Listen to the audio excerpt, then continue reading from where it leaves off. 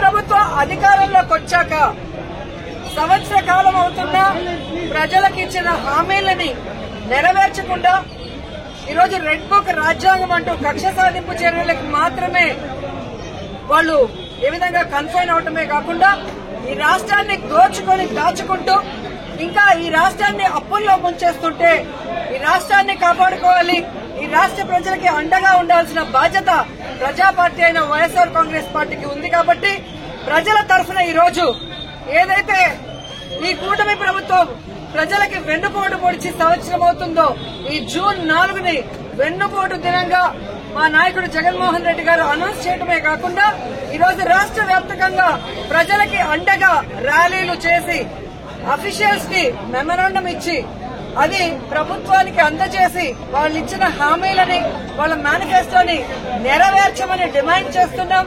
అవి నెరవేర్చకపోతే వదిలే ప్రసక్తి లేదు అని కూడా ఈ సందర్భంగా హెచ్చరిస్తున్నాం. మీరు చూస్తే ఎన్నికల ముందు కూటమి ప్రభుత్వం అంతా ఎలా ప్రచారం చేసుకుందో మనం చూసాం. ముఖ్యంగా తెలుగుదేశం పార్టీ వాళ్ళైతే వచ్చేది బాబే, ఇచ్చేది బాబే. ఏమొచ్చిందయ్యా, మీకైతే పదవులు వచ్చాయి, బాబేమో వచ్చి ముఖ్యమంత్రిగా కూర్చున్నాడు. కానీ ఈ రాష్ట్ర ప్రజలకు ఏమిచ్చాడు అంటే చేతికి చిప్పిచ్చాడు, మరేమి ఇవ్వలేదనేది రాష్ట్ర ప్రజలు గుర్తించారు. 143 హామీలు ఇచ్చాడు. 143 హామీల్లో విజయరుద్దే విస్తరాకులు కట్టుంది, అనుభవం ఉందని చెప్పుకునే చంద్రబాబు నాయుడు మొదటి 6 అయినా చేశాడా అని నేను అడుగుతున్నాను. ఈరోజు చూస్తే చంద్రబాబు నాయుడు ఏరు దాటక ముందు ఏటి మల్లన్న, ఏరు దాటాక బోడి మల్లన్న చందంగా పరిపాలించిన విధానం మనకు తెలుసు. కానీ ఈ రాష్ట్ర ప్రజలు ఎలా నమ్మి మోసపోయారు, అలాగే ఈవీఎంలతో వీళ్ళు ఎలా మ్యానిపులేట్ చేసి ఈరోజు 60,000 90,000 అంటూ అసలు ప్రజలు ఓట్లేని నాయకులంతా గాల్లో గెలిచిపోయిన గాలిగాళ్లే ఎక్కువగా ఉన్నారు ఈ రాష్ట్రంలో. సో ఈ రోజు నేను ఎందుకు ఇది చెప్తున్నాను అంటే జగన్మోహన్ రెడ్డి గారు ఎన్నికల్లో చెప్పడం జరిగింది, చంద్రబాబు నాయుడు 3 సార్లు ముఖ్యమంత్రి అయినా ఏ రోజు చెప్పిన వాగ్దానాన్ని నెరవేర్చలేదు, పిల్లలిచ్చిన మామనే వెన్నుపోటు పొడిచిన వాడు, జాగ్రత్తగా ఉండండి అని. కానీ ఈవీఎంల దగ్గర మనం ఏం చేయగలం? సో ఈవీఎంలని మ్యానిపులేట్ చేశారు. కొన్ని చోట్ల అమాయకమైన ప్రజలు, రైతులు, మహిళలు కూడా జగన్ గారే ఇచ్చినప్పుడు చంద్రబాబు నాయుడు, లోకేష్, పవన్ కళ్యాణ్ ఇస్తారేమో, పవన్ కళ్యాణ్ చెప్పిన మాటలు నమ్మి చాలా మంది ఓట్లేయడం కూడా జరిగింది. కానీ ఈ రోజు చూస్తే సూపర్ 6 చేస్తామన్న చంద్రబాబు నాయుడు సూపర్ 6 చేశాడా అని అడుగుతున్నాను. అన్నిటికీ వెన్నుపోటు పొడిచింది నిజం కాదా అని అడుగుతున్నాం. ఈ రోజు తల్లికి వందనం ఇస్తానన్నాడు, కానీ ఇవ్వకుండా వెన్నుపోటు పొడిచాడు. రైతుకు అన్నదాత ఇస్తా అన్నాడు, ఇవ్వకుండా వెన్నుపోటు పొడిచాడు. జాబ్ క్యాలెండర్ ఇస్తా అన్నాడు, ఇవ్వకుండా వెన్నుపోటు పొడిచాడు. ఉద్యోగం ఇస్తా ఇవ్వని వాళ్ళకి నిరుద్యోగ భృతి ఇస్తా అన్నాడు, ఇవ్వకుండా వెన్నుపోటు పొడిచాడు. అలాగే అధికారులకి ఐఆర్ ఇస్తాను, డిఏ ఇస్తాను అని చెప్పాడు, కానీ ఈ రోజు ఇవ్వకుండా ఎలా వెన్నుపోటు పొడిచారో మనం చూసాం. మహిళలకైతే ఉచిత బస్సు ఇస్తాను, పొద్దు నుంచి సాయంత్రం వరకు ఫ్రీగా తిరుక్కోవచ్చు అని చెప్పారు, కానీ ఇవ్వకుండా ఎలా వెన్నుపోటు పొడిచారో మీరందరూ కూడా కళ్ళారా చూశారు. ఈ రోజు ఒక్కరికి కూడా ఒక సెంటు భూమి గాని, ఒక ఇల్లు గాని కట్టించకుండా ఎలా వెన్నుపోటు పొడిచాడో మీరందరూ కూడా కళ్ళారా చూస్తున్నారు. సో వెన్నుపోటు అంటే చంద్రబాబు నాయుడు, చంద్రబాబు నాయుడు అంటే వెన్నుపోటు. ఇది ఈ రోజు ప్రజలు తెలుసుకున్నారు, వాళ్ళకి జరిగిన నష్టాన్ని వాళ్ళు తెలుసుకున్నారు. ఎప్పుడెప్పుడు ఎన్నికలు పెడితే జగన్మోహన్ రెడ్డి గారికి ఓటేసి మళ్లీ ముఖ్యమంత్రిని చేసుకోవాలని ఎదురు చూస్తున్నారన్న దాంట్లో ఎటువంటి అతిశయోక్తి లేదని కూడా తెలియజేసుకుంటున్నా. మొదటిసారి ముఖ్యమంత్రి అయిన జగన్మోహన్ రెడ్డి గారు తాను ముఖ్యమంత్రి అయిన రోజుకి చంద్రబాబు నాయుడు ఖజా ఖాళీ చేసి ఖజానాలో 100 కోట్లు మాత్రమే పెట్టినా ఆయన పెట్టిన అప్పులన్నీ తీర్చి జగన్మోహన్ రెడ్డి గారు ఇచ్చిన ప్రతి వాగ్దానాన్ని నెరవేరుస్తూ వెల్ఫేర్ డెవలప్మెంట్ 2 కళ్లగా ముందుకు వెళ్లాడు. జగనన్న దిగిపోయే రోజుకి 7,000 కోట్ల రూపాయలని ఖజానాలో పెడితే సిగ్గులేని కూటమి ప్రభుత్వ నాయకులు ఈ రోజు ఖజానా ఖాళీగా ఉంది, ఖజానాలో ఏమీ లేదు, ఏం చేయాలో అర్థం కాలేదు అని చెప్పి ఏ విధంగా మొసలి కన్నీళ్లు కారుస్తున్నారో మీ అందరూ చూస్తున్నారు. మరి మొదటిసారి ముఖ్యమంత్రి అయిన వ్యక్తి, వయసులో చిన్నవాడైన జగన్మోహన్ రెడ్డి గారు సంపద సృష్టించి ప్రజలకిచ్చిన మేనిఫెస్టోని ఎలా నెరవేర్చాడు, ఈ రాష్ట్రాన్ని అభివృద్ధి వైపుకి ఎలా నడిపించాడు, మెడికల్ కాలేజీలు ఎలా కట్టాడు, పిహెచ్సిల్ని ఎలా కట్టించాడు, స్కూల్స్ ని ఎలా రెనోవేట్ చేశాడు, ఈ రోజు టెంపుల్స్ ఎలా కట్టించాడు, రోడ్లు ఎలా వేశాడు, చెప్పుకుంటూ పోతే హార్బర్లు ఎలా కట్టారు. ఈడేమో అనుభవం ఉందంటాడు. సంవత్సరం అవుతుంది, ఒక్క సెంటు భూమి ఒకరికి ఇచ్చారా, ఒక ఇల్లు కట్టించారా? జగన్మోహన్ రెడ్డి గారు దిగిపోయే రోజుకి ఫినిషింగ్ లో ఉన్న మెడికల్ కాలేజీలు ఇంతవరకు పూర్తి చేయట్లేదు. వాటిని అమ్మేసి జగన్ గారి పేరు ఎవరు గుర్తు పెట్టుకోకూడదన్న ప్రయత్నం చేస్తున్నారు. హార్బర్లను అమ్మేయాలని చూస్తున్నారు ప్రైవేట్ వాళ్ళకి. స్కూళ్లన్నీ కూడా నిర్వీర్యం చేస్తున్నారు. ఇప్పటికే సిబిఎస్ఈ తీసేశారు, ఐపీని కట్ చేసేశారు, ట్యాబ్స్ కట్ చేసేశారు, రెనోవేషన్ లో ఫైనల్ స్టేజ్ లో ఉన్న వాటిని ఆపేశారు. అలాగే పిహెచ్సిలు, హాస్పిటల్లో ఏవైతే బ్యాలెన్స్ ఉన్నాయో వాటన్నిటిని ఆపేయడం మనం కళ్ళారా చూస్తున్నాం. ఇంతవరకు ఒక గుడి కట్టించారా, ఒక బడి కట్టించారా, ఒక రోడ్డు వేశారా, ఒక ఇల్లు కట్టించారా అంటే ఏమీ కూడా లేదు. వీళ్ళు సూపర్ 6 ని గాలికి వదిలేసి సూపర్ స్కామ్లు చేసుకుంటూ ముందుకెళ్తున్నారు. ఈ రోజు ఈ రాష్ట్రంలో చూస్తే బెల్ట్ షాపులు, పర్మిట్ రూములు ఇప్పటి ముప్పడిగా ఇచ్చి మద్యంతో ఎలా దోచుకుంటున్నారు. ఖజానా బొక్కబట్టారు. ఈ రోజు కూటమి ప్రభుత్వ జోబీలు మాత్రం ఫిల్ అవుతున్నాయి మద్యంతో. అలాగే ఇసుక మాఫియా, ఉర్సా భూముల mafia, ganja mafia, drugs mafia, ఈ విధంగా ఇష్టానికి తయారయ్యారు. పోలీసులు ఎలా తయారయ్యారంటే రెడ్ బుక్ రాజ్యాంగానికి కాపలా కాస్తున్నారు. ఈరోజు ఎవరెవరు వైఎస్ఆర్ కాంగ్రెస్ పార్టీ నాయకులుగా ఉన్నారు, ఎవరెవరు విలేజ్ల్లో ప్రజలకి అందుబాటులో ఉంటూ అన్ని చేసి మంచి పేరు తెచ్చుకున్నారో వాళ్ళందరి మీద లేనిపోని అక్రమ కేసులు పెట్టి వాళ్ళని అరెస్టు చేసి కనీసం ఛార్జ్ షీట్లు కూడా వేయకుండా వాళ్ళ మీద బెయిల్ రాకుండా ఎంత చేయాలో పోలీస్ వ్యవస్థ అంతా కూడా చేస్తుండటం మనం అందరం కూడా గమనించాలి. నిజంగా ఒక తప్పు జరిగితే కేసు ఎఫ్ఐఆర్ చేయండి. ఇమీడియట్ గా 10-15 రోజుల లోపలైనా మినిమం ఆ కేసుల్ని ఛార్జ్ షీట్ వేసి మీరు కోర్టుకి అప్పగిస్తేనే కదా వాళ్ళకి బెయిల్ వస్తుంది.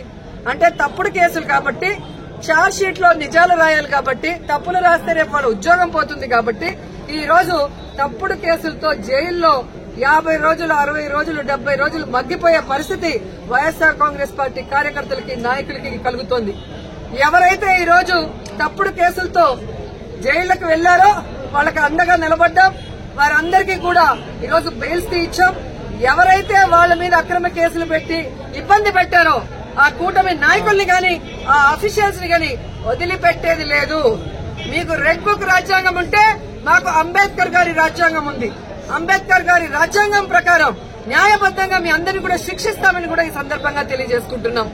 అలాగే మీరు చూస్తే ఈ రాష్ట్రంలో ఆడవాళ్ల మీద ఏ విధంగా అరాచకాలు, అక్రమాలు, రేపులు, దురదృష్టకరం 3 ఏళ్ల అమ్మాయిని కూడా మొన్న మీరు చూస్తే ప్లీనరీ జరిగే ప్లేస్ లో రేప్ చేసి చంపేసి కంపల్లో వెళ్తే ఏ వంట బాగుంది అని మాట్లాడతారు, ఎంతమంది వచ్చారని మాట్లాడతాడు చంద్రబాబు నాయుడు. ఇచ్చిన సూపర్ 6 కి దిక్కు లేదు. 6 శాసనాలని చెప్పి సిగ్గు లేకుండా మళ్ళీ లోకేష్ గారు అనౌన్స్ చేస్తారు. పవన్ కళ్యాణ్ ఏమో నాకు ప్యాకేజ్ ఇస్తే చాలు, ఎవడు ఎక్స్ట్రా ఇచ్చినా నాకెందుకని. రాష్ట్రంలోనే కాదు పిఠాపురంలో ఆడపిల్లలు రేపైనా పట్టించుకోడు. పిఠాపురంలో ఎస్సీల్ని గ్రామ బహిష్కరణ చేస్తే పట్టించుకోడు. సుగాలి కేసు అన్నారు, ఏమైందో తెలియదు. 30,000 మంది మాయమయ్యారన్నారు. మరి ఆ రోజు ఇంటెలిజెన్స్ వ్యవస్థ నీకు చెప్తే ఈ రోజు కూటమి ప్రభుత్వంలో ఉన్న నీకు ఇంటెలిజెన్స్ చెప్పదా 30,000 మంది ఎక్కడున్నారు? చంద్రబాబు నాయుడు ఎదురుగా నించొని ప్రజలకి వెన్నుపోటు పొడిచిన కట్టప్ప అయితే సైడ్ నుంచి పొడిచిన కన్నింగ్ కట్టపులు పవన్ కళ్యాణ్ అండ్ లోకేష్ అని కూడా ఈ సందర్భంగా తెలియజేసుకుంటున్నాను. సో ముగ్గురికి నేను చెప్తున్నా, మీరు ప్రజలకి వెన్నుపోటు పొడిస్తే సైలెంట్ గా వెళ్లే పరిస్థితి లేదు. ప్రజలకి అండగా జగనన్న ఉన్నాడు. జగనన్న వెనక మేమందరం ఉన్నాం. జగనన్న సైనికులుగా మీ ప్రభుత్వం మెడలు వంచుతాం. ప్రజలకు మీరు ఇచ్చిన హామీలు నెరవేర్చేంత వరకు రైతు బాగుంటే రాష్ట్రం బాగుంటుందని నమ్మిన వ్యక్తులు వైఎస్ఆర్ గారు, జగన్మోహన్ రెడ్డి గారు. రైతు బాంధవులుగా వాళ్ళకి కావాల్సినవన్నీ చేశారు. రైతుకు గిట్టుబాటు ఇచ్చారు. రైతుకు పెట్టుబడి రైతు భరోసా ద్వారా రబీకి గాని, ఖరీఫీ గాని అందించడం మనం చూసాం. అలాగే వాళ్ళ గ్రామాల్లోనే వాళ్ళకి నాణ్యమైన విత్తనాలు గాని, ఎరువులు గాని, వ్యవసాయానికి సంబంధించిన పనిముట్లన్నీ కూడా రైతు భరోసా కేంద్రం ద్వారా ఇవ్వటం జరిగింది. 5 ఏళ్లలో ఏ రోజు రైతు రోడ్డెక్కలేదు. మాకు అన్యాయం జరిగిందనో మాకు గిట్టుబాటు ధర రాలేదని రోడ్డెక్కల. కానీ తెలుగుదేశం పార్టీ అధికారంలోకి వచ్చిన తర్వాత మిర్చి రైతులు రోడ్డెక్కారు, మామిడికాయ రైతులు రోడ్డెక్కారు, పసుపు రైతులు రోడ్డెక్కారు. ఎందుకంటే ఎక్కడా కూడా దేనికి గిట్టుబాటు లేదు. ఈరోజు రైతులైతే కన్న నీళ్లు కాదు రక్తపు నీళ్లు వస్తున్నాయి కళ్లల్లో నుంచి. ముఖ్యంగా చిత్తూరు జిల్లాలో మామిడికాయలు ఎక్కువ. మామిడికాయకి రేట్ లేక కనీసము 5 రూపాయలు అంటే కోసే కూలీ కూడా రాకుండా ఈరోజు వాళ్ళు ఇబ్బంది పడే పరిస్థితి వస్తే పట్టించుకునే నాదుడే లేదు. ఈరోజు పసుపుకి గాని మిర్చికి గాని వరికి గాని దేనికి కూడా ఇవ్వలేదు. రైతు భరోసా అంటే అన్నదాత సుఖీభవ ఇవ్వలేదు. రైతు భరోసా కేంద్రాలు నిర్వీర్యం చేశారు. భరోసా కేంద్రానికి ఉన్న వైఎస్ఆర్ గారి బొమ్మని జగనన్న బొమ్మని తీసేస్తారు. వైఎస్ఆర్ క్లినిక్ ఉన్న వైఎస్ఆర్ గారి పేరు తీసేస్తారు. నిజంగా మీరు నిజమైన నాయకులైతే మీకు చిత్తశుద్ధి ఉంటే జగనన్న చేసిన దానికన్నా గొప్పగా పరిపాలించండి. జగనన్న చేసిన దానికన్నా గొప్పగా సంక్షేమాన్ని అందించండి. జగనన్న చేసిన దానికన్నా గొప్పగా అభివృద్ధిని అందించండి. అంతేగాని నిర్వీర్యం చేస్తూ ఈరోజు కక్ష సాధింపు చర్య చేసుకోవాలంటే గొప్ప గొప్ప వాళ్లే చరిత్రహీనులుగా మిగిలిపోయి కాలగర్భంలో కలిసిపోయారు. ఆ విషయాన్ని చంద్రబాబు నాయుడు, లోకేష్, పవన్ తెలుసుకోవాలని కూడా ఈ సందర్భంగా తెలియజేసుకుంటున్నా. మహిళలకి మీరిచ్చిన ప్రతి వాగ్దానాన్ని నెరవేర్చాలి. రైతులకు ఇచ్చిన ప్రతి వాగ్దానాన్ని నెరవేర్చాలి. యువకులకు ఇచ్చిన ప్రతి వాగ్దానాన్ని నెరవేర్చాలని కూడా కోరుకుంటూ జగనన్న ఇచ్చేటివి ఆపేశారు. కనీసం మీరు చెప్పినవైనా కంటిన్యూ చేయండి అని కోరుకుంటూ ఈరోజు ఈ వెన్నుపోటు దినోత్సవంలో ప్రజలకి అండగా నిలబడిన వైఎస్ఆర్ కాంగ్రెస్ పార్టీ సైనికులందరికీ పేరు పేరున పాదాభివందనాలు తెలియజేసుకుంటూ వైఎస్ఆర్సీపీ అంటే ప్రజల పార్టీ, ప్రజల కోసం పుట్టిన పార్టీ, ప్రజల్లో నుంచి వచ్చిన పార్టీ, ప్రజలకు ఎప్పుడు కూడా అండగా ఉండాల్సిన పార్టీ అని మనం బాధ్యతగా ఉండేవాళ్ళం. కాబట్టి సంవత్సర కాలం ఈరోజు కూటమి ప్రభుత్వానికి అవకాశం ఇచ్చాం. సంవత్సర కాలం ఇచ్చినా కూడా వాళ్ళు కుంభకర్ణుల్లా నిద్రపోతున్నట్టు నటిస్తూ ఈరోజు కూటమి ప్రభుత్వం ఏ విధంగా అవినీతితో దోచుకొని దాచుకోవటమే పనిగా పెట్టుకుని ఈ రాష్ట్రాన్ని అప్పుల పాలలో ముంచేస్తున్నారు. కాబట్టి రాష్ట్రాన్ని కాపాడుకోవాల్సిన బాధ్యత, ప్రజల్ని కాపాడుకోవాల్సిన బాధ్యత మన మీద ఉంది. కాబట్టి ఈ రోజు వెన్నుపోటు దినంగా ప్రకటించి రాష్ట్ర వ్యాప్తంగా ప్రజలకు అండగా ముందుకు వెళ్లాం. ఖచ్చితంగా ప్రభుత్వం దిగి వస్తుందని నమ్ముతున్నాం. రాకపోతే ఈ రోడ్ నుంచి పోరాటం చేయడానికి వైఎస్ఆర్ కాంగ్రెస్ పార్టీ ఎప్పుడూ సిద్ధంగా ఉందని కూడా తెలియజేసుకుంటున్నాం. జై జగన్, జై జగన్, జగన్ గారి నాయకత్వం, జగన్ గారి నాయకత్వం. జోహార్ వైఎస్ఆర్, జోహార్ వైఎస్ఆర్, వైఎస్ఆర్, జోహార్ వైఎస్ఆర్.